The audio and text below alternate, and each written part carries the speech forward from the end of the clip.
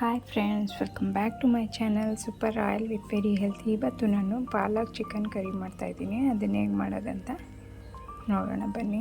ಇದಕ್ಕೆ first paste ಮಾಡ್ಕೊಳ್ಳೋಕ್ಕೆ ಒಂದು ಚಿಕ್ಕ ಜಾರ್ ತೊಗೊಳ್ಳಿ.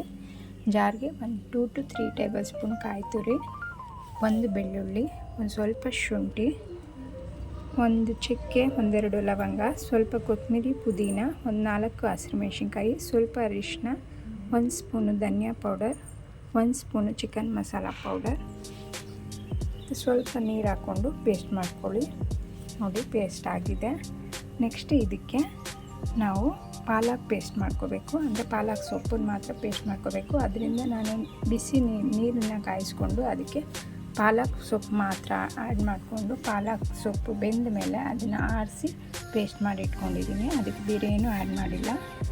ನೆಕ್ಸ್ಟ್ ಇದಕ್ಕೆ ನಾವು ಒಂದು ಕುಕ್ಕರ್ ತೊಗೊಂಡು ಕರಿ ಯಾವುದ್ರಲ್ಲಿ ಮಾಡ್ತೀವಿ ಆ ಪಾತ್ರೆ ತೊಗೊಂಡು ಅದರಲ್ಲಿ ಎಣ್ಣೆ ಆ್ಯಡ್ ಮಾಡಿ ಅದಕ್ಕೆ ಒಂದು ಈರುಳ್ಳಿ, ಒಂದು ಟೊಮೆಟೊನ ಹಾಕಿ ಎಣ್ಣೆಯಲ್ಲಿ ಚೆನ್ನಾಗಿ ಫ್ರೈ ಮಾಡ್ಕೊತಾ ಇದ್ದೀನಿ.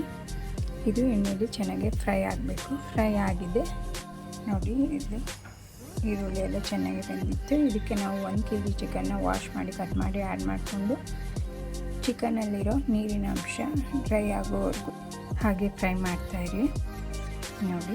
ನೆಕ್ಸ್ಟ್ ಇದಕ್ಕೆ ನಾನು ರುಬ್ಬಿರೋ ಪೇಸ್ಟನ್ನು ಆ್ಯಡ್ ಮಾಡ್ಕೊಂಡಿದ್ದೀನಿ. ಅಂದರೆ ಕಾಯಿ, ಬೆಳ್ಳುಳ್ಳಿ ಎಲ್ಲ ಆ್ಯಡ್ ಮಾಡಿದ್ರಲ್ಲ ಆ ಪೇಸ್ಟನ್ನು ನಾನು ಆ್ಯಡ್ ಮಾಡಿಕೊಂಡು ಒಂದು ರೌಂಡು ಮಿಕ್ಸ್ ಮಾಡ್ತಾಯಿದ್ದೀನಿ. ಸ್ವಲ್ಪ ಮಸಾಲೆ ಬೇಯೋವರೆಗೂ ಸ್ವಲ್ಪ ಹೊತ್ತು ಮಿಕ್ಸ್ ಮಾಡಿ ನೆಕ್ಸ್ಟ್ ಇದಕ್ಕೆ ನಾನು ಪಾಲಕ್ ಸೊಪ್ಪನ್ನು ಪೇಸ್ಟ್ ಮಾಡಿ ಇಟ್ಕೊಂಡಿದ್ದೆ ಅದನ್ನು ಆ್ಯಡ್ ಮಾಡಿದ್ದೀನಿ.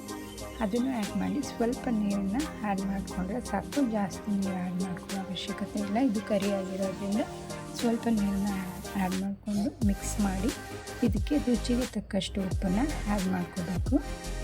ರುಚಿಗೆ ತಕ್ಕಷ್ಟು ಉಪ್ಪನ್ನು ಆ್ಯಡ್ ಮಾಡಾದಮೇಲೆ ಮತ್ತೆ ಇನ್ನೂ ಒಂದು ಮಿಕ್ಸ್ ಮಾಡಿ ಕುಕ್ಕರ್ ಲಿಡ್ ಹಾಕಿ 3 ವಿಷಲ್ ಕೂಗಿಸಿದ್ರೆ ಸಾಕು. ಚಿಕನ್ ಕರಿ ರೆಡಿ ಇರುತ್ತೆ ಫ್ರೆಂಡ್ಸ್. ಇದಕ್ಕೆ ನಾನು ರೊಟ್ಟಿಗೆ ಮಾಡ್ಕೊಂಡಿದ್ದೆ ಚಿಕನ್ ಕರಿನ. ನೀವು ಒಂದ್ಸಲ ಮನೆಯಲ್ಲಿ ಇದನ್ನು ಟ್ರೈ ಮಾಡಿ ಹೇಗೆ ಬಂತು ಅಂತ ಹೇಳಿ ಕಮೆಂಟ್ ಸೆಕ್ಷನ್ಗೆ ಕಮೆಂಟ್ ಮಾಡಿ. ಹೀಗೆ ಸಪೋರ್ಟ್ ಮಾಡ್ತಾಯಿರಿ. Thank you for watching.